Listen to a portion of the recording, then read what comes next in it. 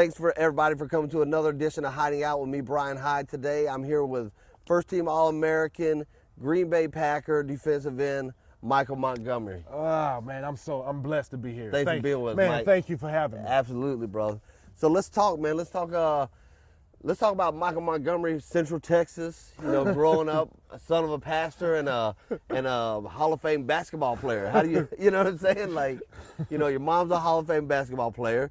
You're a basketball football player. Those are big shoes to fill. You know what I mean? Like, I know. I remember when I was little, I would go in my mom's office and she had trophies and awards and highlight videos and pictures with great basketball coaches and pictures with the president when she was in the Olympics. So, and the biggest thing that was more impressionable for my mother when I saw how she affected people when she wasn't playing, when she was coaching, and that was a power that really influenced me on how she moved people through her coaching and mentoring and her pastoring, because she was one of my biggest idols. Right. I always wanted to do stuff to make her proud. Nice. Make her proud, and I owe my blessing to her and my father for upbringing me. You know? And you did. You did. I mean, you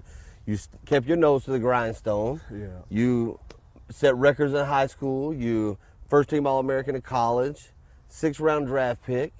You know, and with all that said and done, you went through a heart surgery in your junior year at Texas A&M. So tell us a little bit about that. Kind of like after all those years of two-a-days and just busting tail, like, what was that like finding out that you were going to have open heart surgery? Well, it was. I also couldn't believe it. Yeah. I still couldn't believe it because I was coming out of junior college, Right.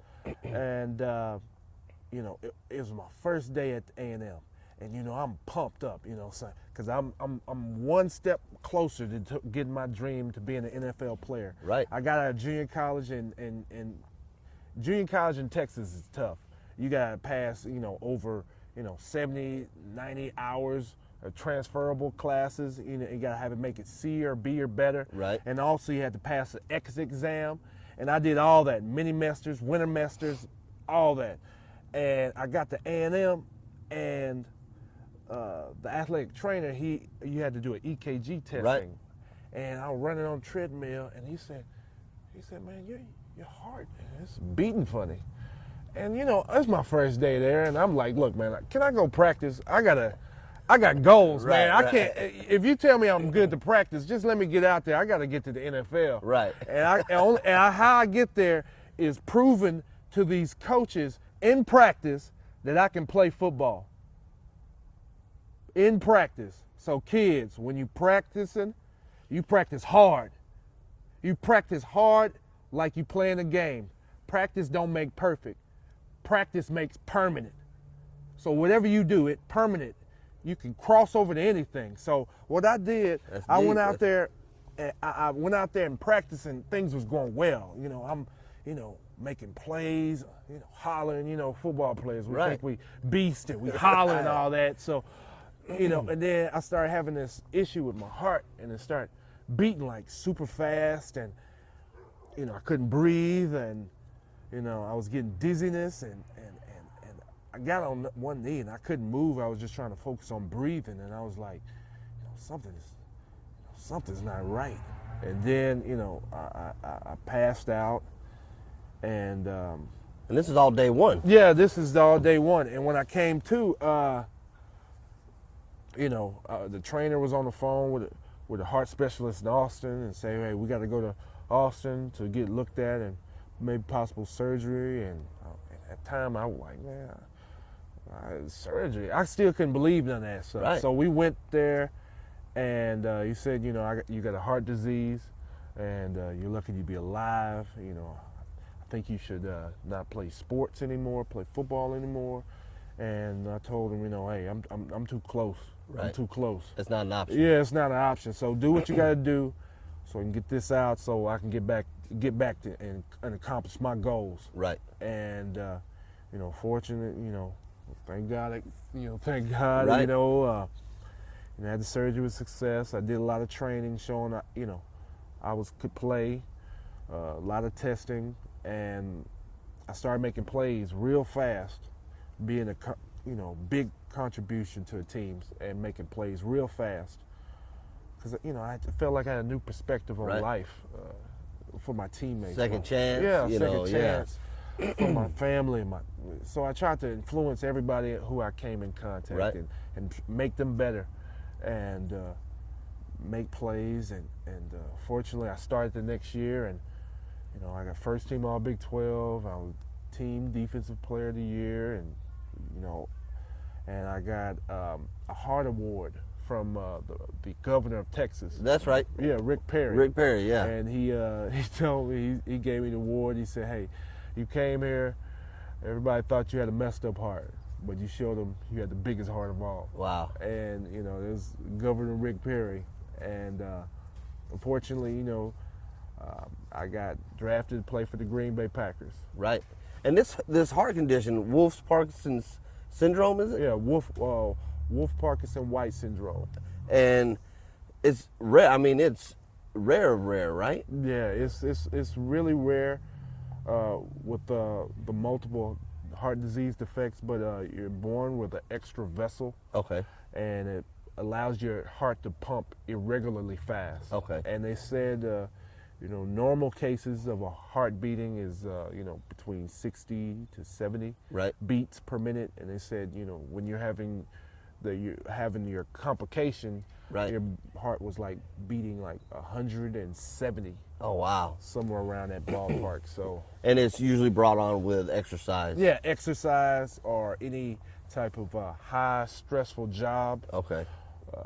Or unhealthy eating. Right. So it really brings it out. So. Okay. So now, how do people get tested and detected for this? So y'all help people do that, right? Yes.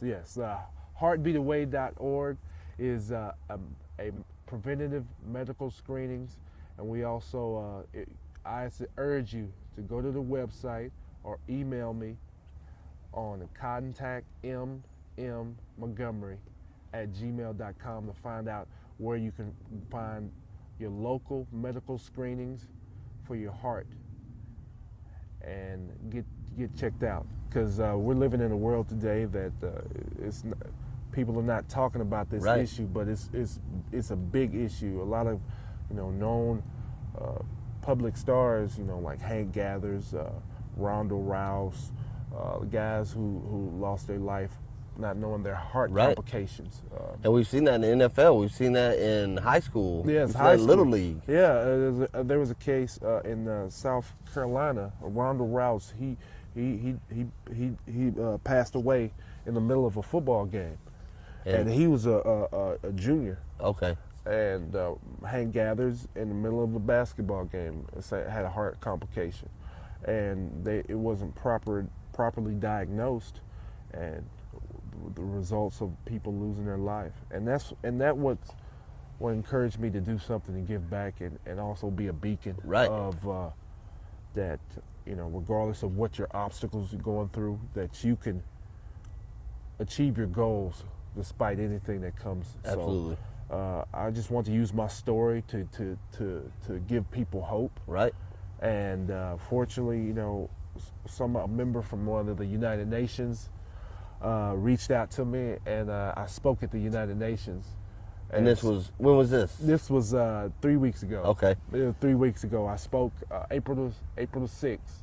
I spoke at the United Nations in New York, and just my message was just finding purpose with pain. Right. And the pain I had gave me a purpose. Right. To give back and to help people. Right.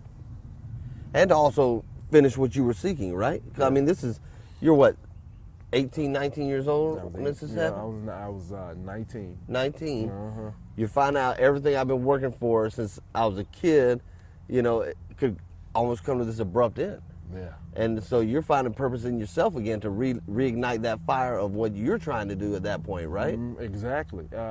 What they say, if you want to help others, you at first have to ignite within yourself. Right. And that spark just happened when I came out. I felt like a new person. I was just people's like, man, you're all over the place, right? Man. And they said, man, you're a leader, man. And they voted me. I was honored to be a team captain. Oh, nice. And about a team, and just good vibes, man. I think I just tried to make all my teammates better, right? With encouragement, motivation. Even if they mess up, like, hey, just going up and telling them, hey, let's get them next play. Let's get them next play. Don't dwell on this one. Yeah, let's keep that's going. all. Dwell on this because football is a game. If you dwell on the past, your game is gonna be screwed from the whole level. So I just tried to focus on just moving forward and always just playing hard every play. And you did what? 6 years in the NFL, right? Yeah, I did 5 with the Green Bay, and I played a year in the CFL and 1 in the semi-pro. So I played 5 with the Green Bay Packers. Okay, yeah. All right. And so after that, you decided, I got my foundation. I want to start acting, right? So you started acting and doing public speaking. Mm-hmm. So let's talk about that. So you said you spoke at the United Nations a couple weeks ago. Mm-hmm. What type of audience do you look for when you go to speak? Are you looking for corporate leaders? Are you looking for, the healthcare? Like what type of people do you usually do your public speakings for? Well, all types. I cater my speech to any types of people, whether it's corporate, little kids, right? Nonprofit. Right. I cater to any types because. Living through, my life, I lived in a football arena as a player and also as in business, doing real estate. And so I think I cater my speech to any type. Okay. Because there's certain levels of professionalism.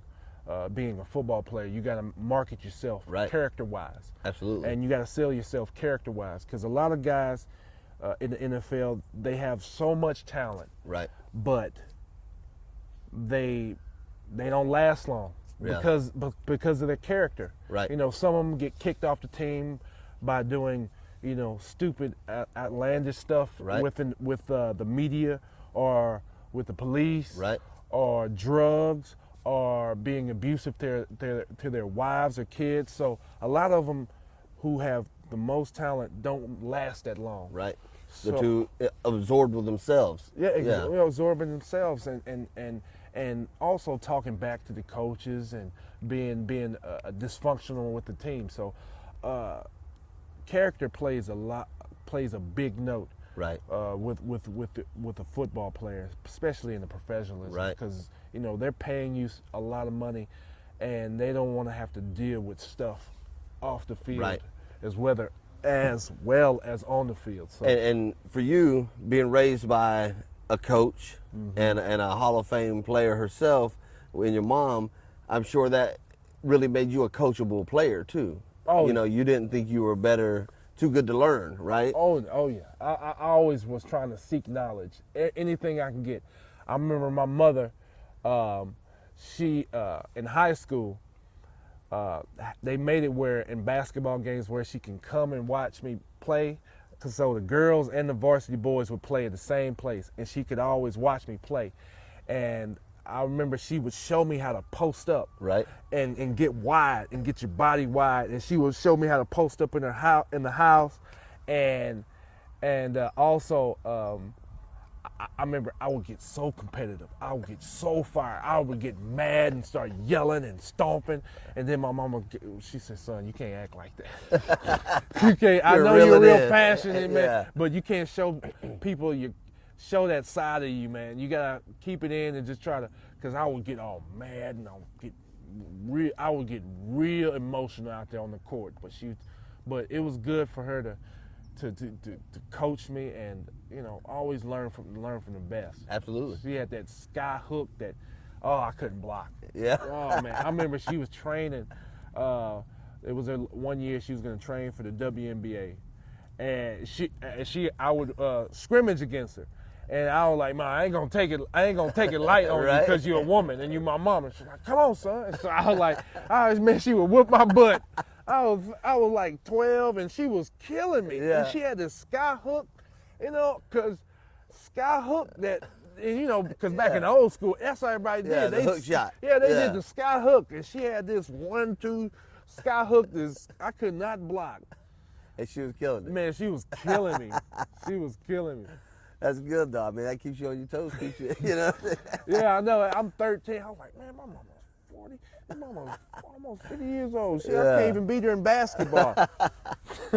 So now you've been doing the post speaking. You've been acting too, right? Yeah, I mean, yeah. you've been in a couple TV shows, movies. Oh yeah, I forgot. I got another speaking engagement on June the 2nd. Okay. It's gonna be in Los Angeles at the Sports of Business, Okay. and I've been speaking at a podium. So if anybody's in tune June the 2nd, and you're in Los Angeles, I'm speaking at Sports of Business. Now, how can Business. they? Is it open forum? Yes, it's open forum. Okay. You can reach me at contactmmontgomery@gmail for all the details and the information for a free clearance to go see me speak. Okay. All right. So be sure everybody gets that information too. We'll also put that information in the description below. That way, you'll have all the information on his email, his contact, and stuff like that. Because we want to be sure that we can get as many people out there, especially the young athletes who are trying to reach their dreams in baseball, basketball. There's a lot to be learned. We see all the time when we see the professional athletes get these millions of dollars, and then we hear about them three years later, and they're broke. Yeah. So I mean, finances and business is a big part of being a professional athlete. Yeah, and I could talk to them from personal experience. 'Cause, Right.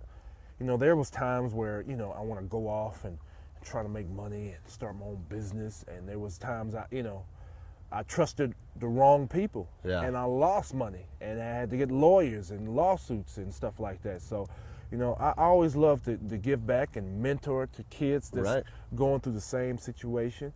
There's a guy that's in high school, Ramsey, producer's friend of mine, a son, and I'm really taken with him, and he has that same type of heart. Right. I had that good intentions, that Right. just want to play hard, and I mentor him and just tell him, don't worry about the big picture. Just worry about what you and the person in front of you. Because, football, don't make football too big. When I got out the league, I was like, man, why I was stressing so much about the game and me making the team. All I had to do was just focus on me and the person in front of you. Making that play. Making that play, beating the guy in front of you.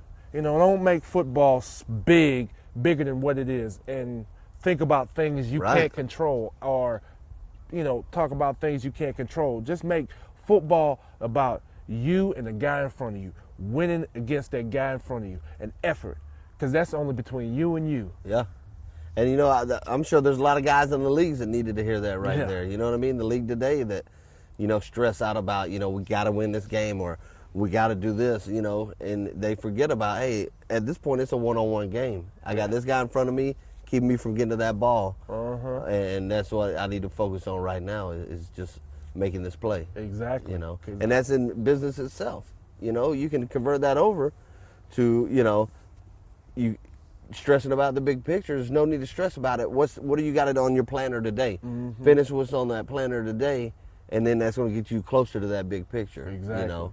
So I mean, I agree with you, and that's a big thing to think about in all walks of lives. All walks of life. I agree with you on that, because that's what I tell when I talk about kids, because I coach a flag football team on Mondays and Fridays. Right. And I try to speak to them like once a day about something similar or a topic, just a little snippet of something to think about. Right. And I tell them, and I keep it real with them. I say, look, y'all can do whatever y'all want to do. Y'all in the world today, y'all have a limited supply of resources to facilitate anything y'all want to do.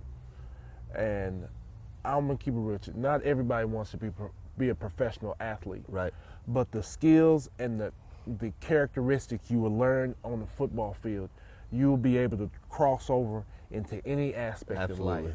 You know, the hard work you put in, Discipline. waking up in the mornings, running. You could do that at a business, waking up, working on your business. So anything you do, all the hard work, effort, the sleepless nights, you train and you work out, you can do that in business. Right. You can do that in school. You can do that in any activity in life and be successful. Absolutely. Absolutely. That's a good message. You know, that's something I could have heard a lot of times in my life. You know, I was the hard-headed kid in high school, you know, the class clown, the jock, you know what I mean? I like to play sports and be the funny kid, you know what I mean? Yeah. So for me, it was like, I look back and I'm like, man, if I would have just gave it a little bit more effort, I probably could have done something different, you know what I mean? But I can't dwell on the past at the same time. No. So that's Oh, you why I'm can't. trying to make my future better. Oh, yeah. Learning from my mistakes, you know what I mean? And becoming the best I can be today. Oh, yeah. You know. Yeah, and it's coming. You are. I appreciate it.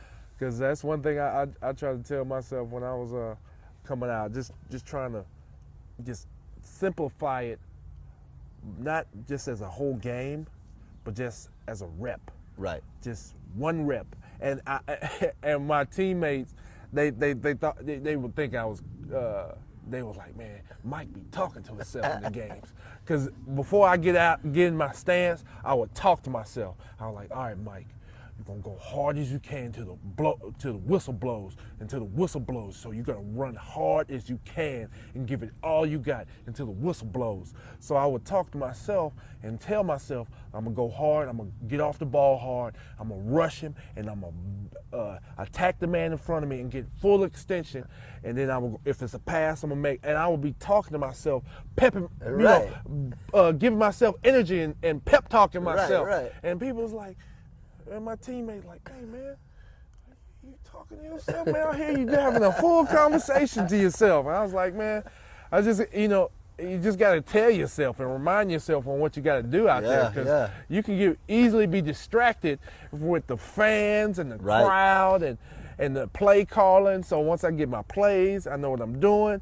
Bam! It's trying to focus in on what I got to do until in this play, Right. And just try to simplify it. Right. Every play. I wonder how many times the guy across from you is like, what? You know what I mean? You talking to me? Oh man. Yeah, they be like, I remember an old line like, man, what are you talking about? What is wrong with you? But Now, let me ask you this. Who was the guy that you got to meet during playing in the NFL that you were just like, I'm glad I met him? Like, he touched me. You know what I'm saying? You know how we all meet that one person that's like, wow, you know, who's that one person for you in the NFL? Was it a coach? Was it a player? Was it, in the NFL? I say it was collective of two people. Yeah. I went to Green Bay, and I was coming off the bench a lot because number one, we had two All-Pro defensive ends playing, and they was playing in the prime of their career. Right. So when I got in the game, I made real good contributions, but it was Aaron Campman. Okay. And it was Kabir Bajamila. Okay. And those two was really influenceable on me as a character. Okay. Because they talked about things, far as me being closer to God, my finances, and made sure that staying healthy, and also learning how to practice. Right. Because I remember one time in training camp, it was my first year, and I was a rookie, and I was all hell bent on just proving myself. Right. And in football in general, I always looked at it as a prove me sport. Right. Every year you got to prove yourself. So I was a rookie, and I would go through training camp and practice, and if an old lineman do a bad, block me from the back or do something dirty, I would turn around and sock him in the face. Right. And we would have a big old fight, and then practice would stop. And I remember Kabir pulled me to the side, and he was like, hey, man, you get in fights, man, you could break your hand trying to hit the dude's helmet and hit him in his mouth, and you'll be out, and you'll be cut. So look, man, if you want to beat him in drills, beat him in pass rush. That's how you really get at him. Don't fight him, because you can get hurt. And you ain't, you ain't no first round draft pick, so you can be on that chopping block real fast. Right. So look, if you want to beat him, don't fight him. Beat him in practice. And I was like, man, that makes total sense. So these guys were true mentors. yeah, he was true mentors. He was real. He was true mentors. He was more than just a guy that, because in football, it's all about final 53. Right. And people, teams are always changing. Right. Players are leaving, coming and going, getting cut, and people are getting added. So it falls to management and Right. personnel when it comes to football, making a team. So, I just applaud them for giving me that instruction. Absolutely. on how to be a pro, because I was a hothead rookie, because man, I was just trying to. I didn't want nobody to disrespect me. You wanted them to know that was the best 6th round choice they ever made. I was the best 6th round choice. I remember my first day at Green Bay practice. We would go through these drills, and I would go through these bags, and I would just start hollering, and man, I think the coach is like, man, the coach is excited, man. I don't like this guy. Yeah. This guy is excited. I'm up here hollering, going through drills, and I was screaming and saying, I ain't going home. Because, what I'm saying, you get there and you get drafted, and, you get cut, you going home. Right. And I'm going there, I'm screaming out, I ain't going home. I ain't going home. I'm here to stay. And them vets was like, all right, young Rook, I hear you. And I remember one play, it was towards the end of practice, I made a play, and I screamed out, I ain't going home.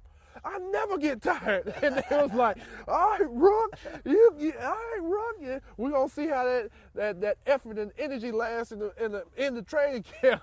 Hey, but they didn't know Michael Montgomery. But no, they didn't know me, man. They didn't know me. I'm from the country, man. They played in that heat. I played in heat, 115 degrees. Yeah. They didn't know I came from. And the work ethic that you had already built up by going through high school and junior college. Oh, yeah. man. And coming from a small school, a little 3A school. Right. And then going to junior college, because my grades was bad. And my mother was always telling me, she said, son, you need to get them grades up. You won't be able to go to a D1 school. Right. And I was kind of a big head. And I was like, Ma, I'm all state. I got all-star games in football and basketball. They want me. Right. They going to make a way for me. Right. You know what I'm saying? I'm making, shoot, I'm MVP, all-star. I was defensive player in a year in high school. So they going to want me. They going to make a way. And that's something that a lot of kids don't know, that, we look at, athletes in high school that are the top tier athletes, but if they don't got good grades, a Division I school ain't gonna want them. Exactly. I tell them, I tell the kids I be coaching on the flag football team, I said, look, y'all want to go to big D1 schools, y'all got to make them big D1 grades. Yeah. So you got to do all the right things, and what helpful is the plan. Start early. Start studying the ACT, the SAT testing, and also learning about your GPA, and because both of those go hand in hand. You got to have a good high GPA, so you won't have to score such a big high SAT or ACT. So things go hand in hand. So you gotta get with your school counselor, and form up a plan. That's why I chose Navarro Junior College, because my grades were so bad. Instead of Division I schools, I was taking junior college visits. So I visited all the junior colleges in Texas, and I chose Navarro College because they had a system. They had a full academic structure plan for me to get Division I qualified. Okay. And that was the big key factor why I went to Navarro. One, they had great apartment style living, because I'm a big dude, and all those other junior colleges, they was like living in a cardboard box. Right. But Navarro Junior College had great living styles, living quarters for their athletes, and their academic program. Okay. They had a list of sheet on paper where I could see, okay, I need to take this class. I need to take that class. I need to take this class. I need to make, C or better, or B or better in this class. So it had all the criteria I Right. needed to get the Division I level, because it was just plain and simple. I already knew what I had to do. Everything else was focused on me to go out there It's and up to do you it. at So, that point. I was out there busting my butt, taking winter mesters, fall mesters, any mesters I was taking. I was, after school begging the teachers, can I do some extra Right. credit? What can I do about this? What can I do about that? So I worked my butt off to.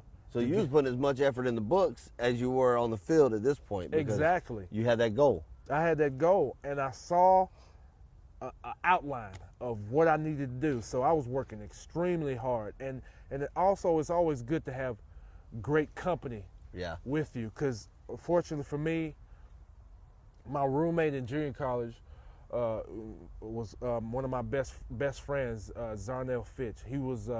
He's coaching at TCU right now. Okay. He's coaching the defensive line at TCU, and we were paired together, and he was on that same type of level, and we both picked each other up to get to Division I, and I went to Texas A&M, and he went to TCU Okay. to play football, and we both was on that same level, just trying to get to Division I, Right. just trying to do whatever it takes, and he brought my game up to another level Oh, on nice. his enthusiasm, his effort, his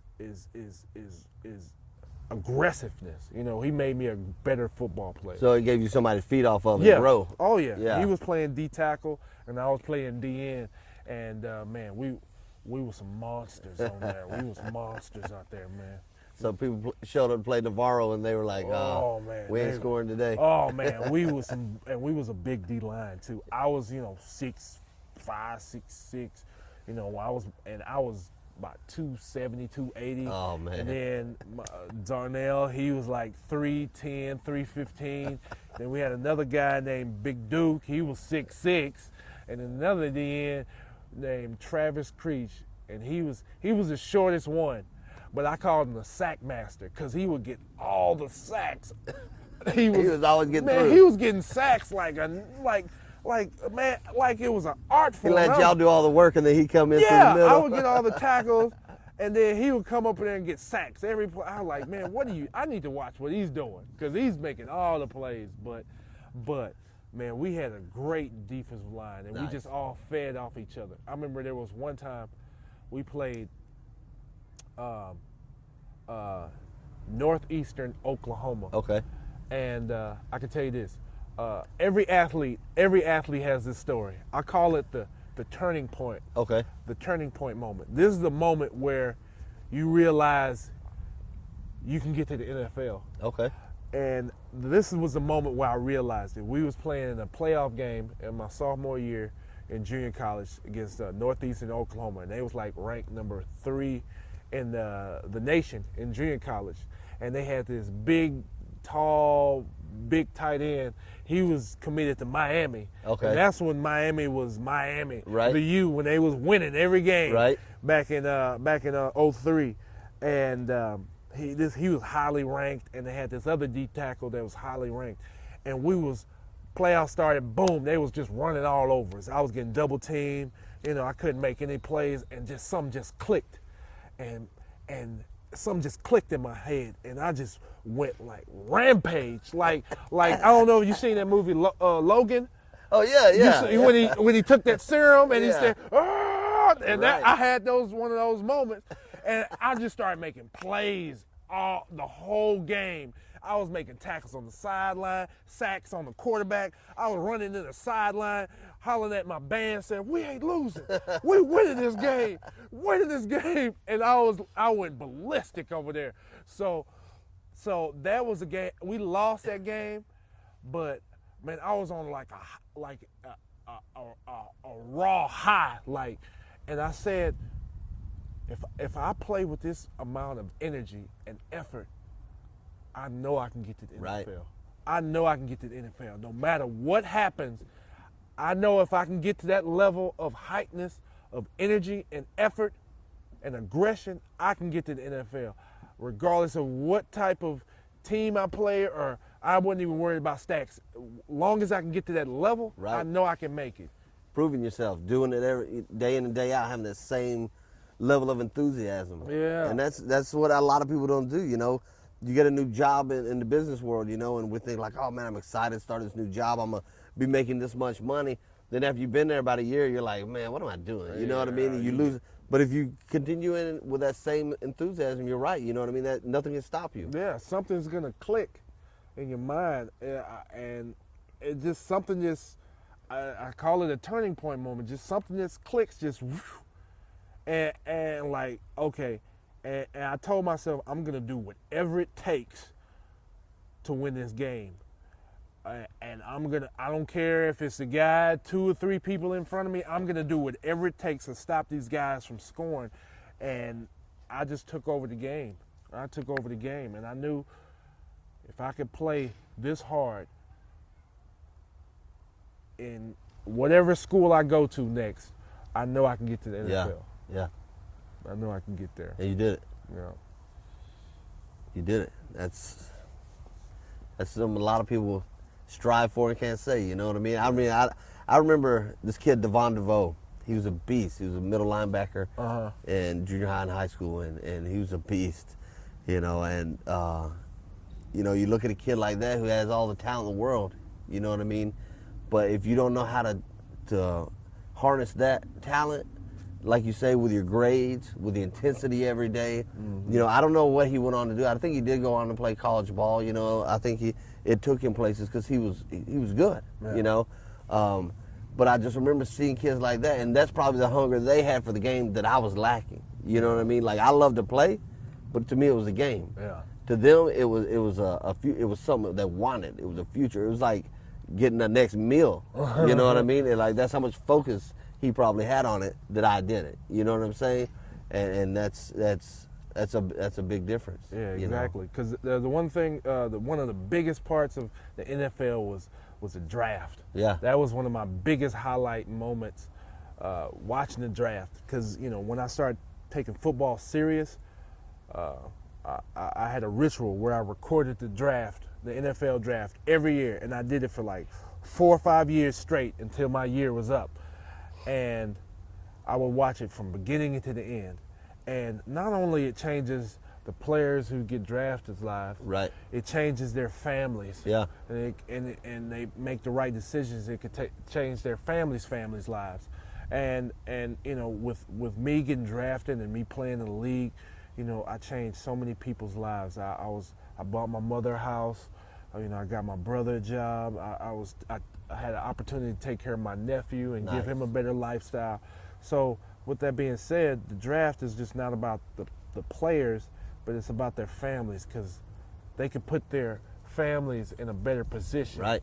And in a better lifestyle. Giving them a chance to do even greater things than maybe they could have achieved on their own. Exactly. And that's the one big thing I loved about the draft. Just so many lives is being changed for the good. And that's what you did. I mean, not only by the draft, but I mean, you know, with your foundation, with your public speaking, with the way you know, taking out the time to do something like this for a guy like me, you know, a guy you don't even know. You know what I mean? Hell Hydra. You know what I mean? So I mean, like that right there shows that the type of man you are. You know what I mean? That you're not self-centered. You're not, you know, it's not the Michael Montgomery show. You know what I mean? You're doing it for others. You know what I mean? You've got your goals that you're gonna reach. You've proved that. Nothing can hold you back.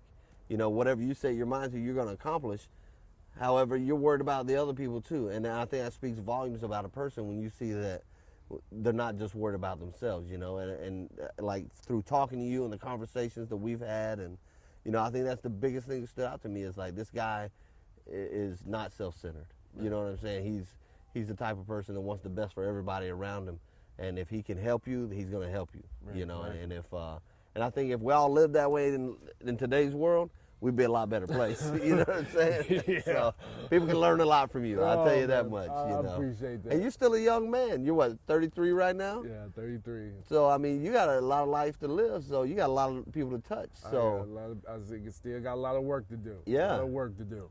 so let's bring over to the acting, because I mean that's kind of where you're headed now, right? I mean you're doing the professional speaking and acting. And I know everybody would love to be an actor. I mean, that's, you know, I did some commercials and stuff when I was a kid, you know, and then that was an amazing experience, you know. So you've already done movies, TV shows. You got some new stuff coming up. Let's talk about some of the new stuff coming up, you know, you're into and stuff. Okay, well, you know, I was fortunate. Actually, I fell into acting. I was in Houston doing real estate. Okay. And real estate is a real networking job. Right. And how I started my business was I just went in my phone and just started calling everybody I know and say, hey, I'm doing real estate. You know anybody buying and selling? And I started generating business. And one time I called a teammate of mine, actually he was living here, and he was like, hey man, they need football players for this movie, Focus with Will Smith. Okay, yeah. You might want to send your stuff to casting office. I'm like, yeah, sure. I got, you know, I'm real estate. I'm flexible, so I sent it in. They called me 5 minutes later, and they're like, can you be in New Orleans a couple weeks? You know, we'll pay. Oh wow. Woo, woo, woo. And I was like, sure. And I did it. Had a really good time, and you know, transition out of NFL is really tough. Right. It's actually one of the toughest things I ever done, because you know you play your whole life playing a sport, and then out of unfortunate stuff that happens with your body, you can't play anymore. Right. So you have to. And I was type of those type of persons. You know, I had a plan A, and that's it. Yeah. And if I had a plan B, that means I wasn't confident in my plan A. Right. So I was the type of person, I put they's like, don't put all your eggs in one basket. I had all my eggs in one basket. Plus the little extra you had on the Yeah, side. and a little extra on the side. I had a Everything bunch of was in eggs to there. feed a family of 20. But you know, once I found out I couldn't play ball anymore, I just had to switch things and just try things. Right. So I tried real estate, I tried acting. I really loved how it took my focus, and it made me do things that I'm not accustomed to. Right. Like reading. Right. Right. I was the type of person I wasn't reading. You're used to X's and O's. I was X's and O's. I was a real visual person. Right. But acting becomes reading and breaking down scripts and terminology and understanding conversation. Right. So it was a good, healthy distraction. And I did smaller things in Texas and Louisiana. I was like nominated in top 20 for a short film I did in Louisiana. Okay. And you know, just decided to go for it. You Okay. know, if I want to be the best, I got to be where the best are. Right. And I think it's California. So, Right. I agree. So I came up here, and I was fortunate to be in Gotham. Okay. I was in Gotham last year, and I was in a Showtime show called Roadies. Okay. I was in a TV show on Bounce Network called Man and Wife. Okay. And I was fortunate to get in a movie with Ang Lee and Vin Diesel called Billy Lee: A Long Halftime Walk. And I got a film coming out later this year I done with Lou Gossett, Tatiana Ali, Purse Jenkins, called The Reason. Okay. A faith-based film called The Reason. And a couple other films I'm slated for is an Indie Vision project, and I'm slated for a couple films. Okay. Like The Adventures of Billy Bean. It's going to be like an animation, like a Gumby Okay, style all right. animation for children. And a couple other films like Killer Issues, Superman versus Doomsday. I'm excited about that one. Because the Indie Ivy League project, I'm really excited for. And also, I'm a part of this new app partnered with called Celebrity Squared. Okay. And it's, in a nutshell, it's like an Instagram for nonprofits to raise money. All right. So, I've hooked up with Celebrity Square. When we're launching the app in a couple weeks, and when the app drops, I'm doing a free jersey. We're doing a signed jersey from the Green Bay Packers to raise money. Nice. And we also been working with a couple of other celebrities that are going to get involved as well. So nice. It's going to be a really good fit, and just my part to give back and help. So you staying busy? Yeah, just trying to try. I told my mother and told my father, I came up here. I just wanted to do something that's impactful, and also prove to the world, and this is something personal for me, right. Prove to the world that, I have other things to offer than just football. Right. Because, a lot of times, NFL athletes were just catered to just doing one thing. Right. And we only can specialize in just one thing, or being a coach or teacher. So I just wanted to just venture off and try different things and prove to the world that I could offer other things than just sports. Right. Than just sports. I could be a mentor. I could be an activist. I could be humanitarian. And it's tough because you spent, 20 some odd years. Yeah. Football. Yeah. And then now you're having to tell yourself, all right, that was the last game. You know what I mean? Like now it's time to do something else and learn another craft. Yeah. You know what I mean? And with a work ethic like you got, I got no doubt that you're going to be the best at whatever you do. You know what I mean? So it's exciting, man. Oh, thank you so much. It's fun, man. I had a really great journey playing for Texas A&M, Kyle Field, one of the best college stadiums ever. They're whopping over 100,000 people in the stands, and going there was a really great decision for me.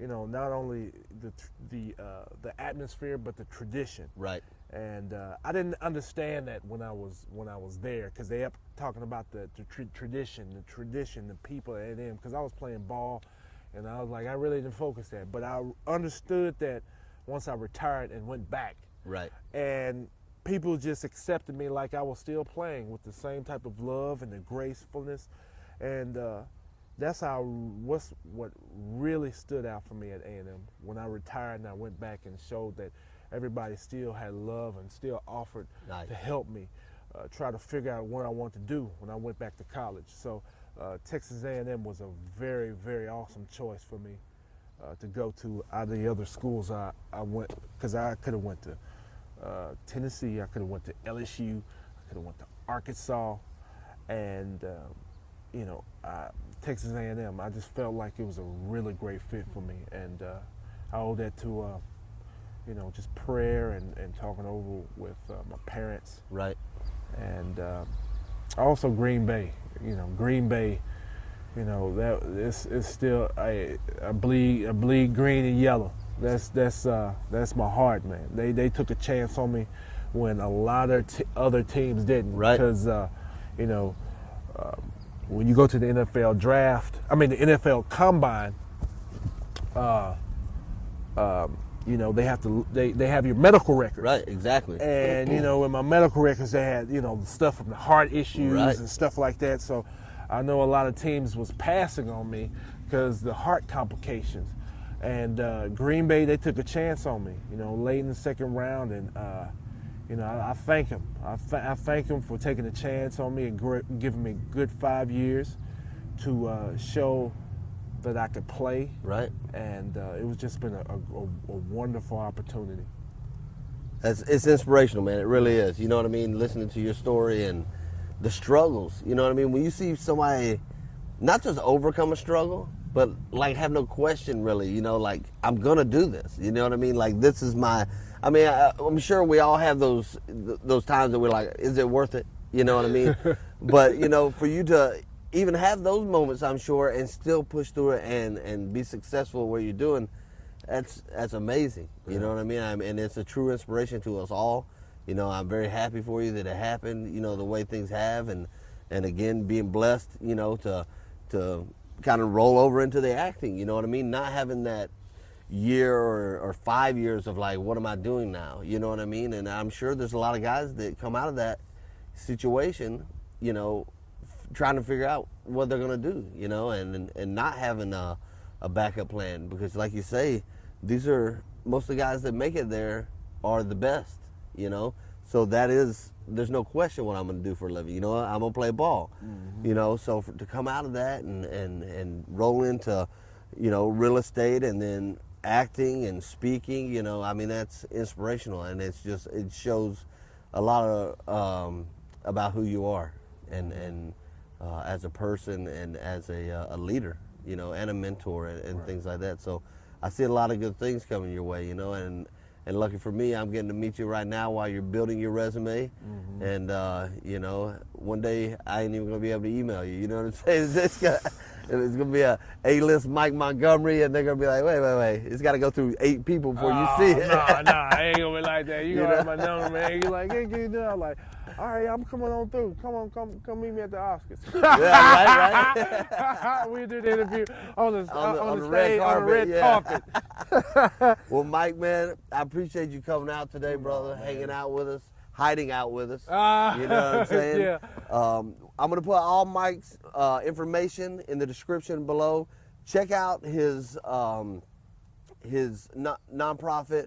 Check out his website. I'll put the information for his speaking engagement down there at the bottom, so you can have all that information. Let's go out and support Mike and what he's doing. Mike, keep me updated with things going on, brother, and we'll make sure that we help you spread the word. And so, you know, we'll keep the heartbeat moving. And you're a heartbeat away from making a difference. Also, be on the lookout. I'm in the process of talking to a couple of publisher companies on my autobiography, memoir, inspirational, motivational piece, book, and also a documentary, and also be on the lookout on a screenplay I'm producing set in Texas that's gonna show and the theme is, don't let your past define your future. That's deep. Bro, I appreciate it, man. Oh, man, I'm glad thank you be you out so here. much. Now, I got one more thing before we go. I got a little memorabilia. What I want to do with this is I want to get your autograph, and then I'm gonna put this on eBay in about a month. So y'all be looking out for it on eBay. I'll do another video. We got a Green Bay hat. We got the military edition here. We got the American flag. We got the Packers here. So what we're going to do, we're going to have Mike sign this today, and then we're going to auction this off on eBay. I'll do another video about that, and we're going to donate a portion of the proceeds to Mike's foundation and help these guys out with a heartbeat away. Mike, it's all up to you now. All right. Let me go and sign this. Give a good signature. I got a long name, too.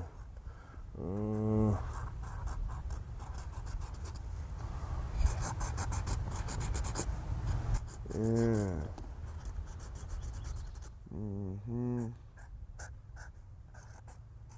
6. And I'm gonna put Go Pack Go.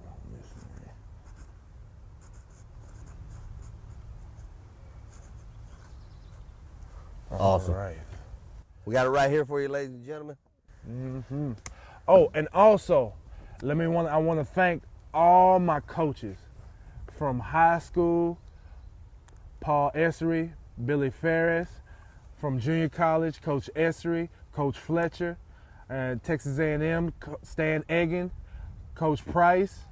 I want to thank Coach Franchione. I want to thank Rick Perry. I want to thank Green Bay coaches, Coach Sherman, Coach Mike McCarthy. I want to thank Coach Hightower for a good for vouching for me to get drafted to the Green Bay Packers. I want to thank all my teammates, all my friends, Billy Ross, Lawrence Hooper, Johnny Jolly. He's a great player who made me step up my game. Zarnell Fitch. I know I'm getting ghetto, but you know what I'm saying? I never do stuff like this, and when I'm on camera, I want to thank all my friends and family. Absolutely. Coach Estelle at Navarro, who was at Navarro, Blau. I want to thank Coach Olstein. I want to thank especially my mom and my father for just instilling me to go out there and to attack the world. My brother, Tyrone Barnes, Spony, my brother, we like night and day. But he told me some advice that, I always think on. And he said, don't never look back. Yeah. He said, always keep moving forward. Always keep moving forward. And if anybody I haven't mentioned y'all name, hey, thank y'all, Billy Ross, Clint, John Johnson, everybody that know me. Hey, thank y'all for so much for making me, because I sure didn't become this way without y'all. Thanks a lot, Mike. Man, thank you. Thank you. Thank you. Michael Montgomery, everybody. Number 96, Green Bay Packers, 2005, 2010. Great guy. All right, All right, man. Thanks. Man, thank you. That's awesome.